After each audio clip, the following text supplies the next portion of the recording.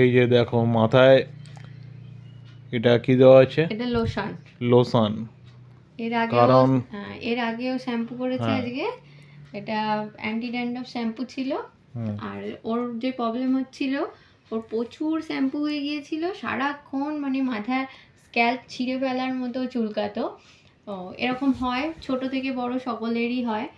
আর সেই কারণে ওকে দেখানোর পর ওকে এই একটা লোশন আর একটা অ্যান্টি ড্যান্ড্রফ শ্যাম্পু, যে শ্যাম্পুটা খুব তাড়াতাড়ি ইচিং সারিয়ে তোলে।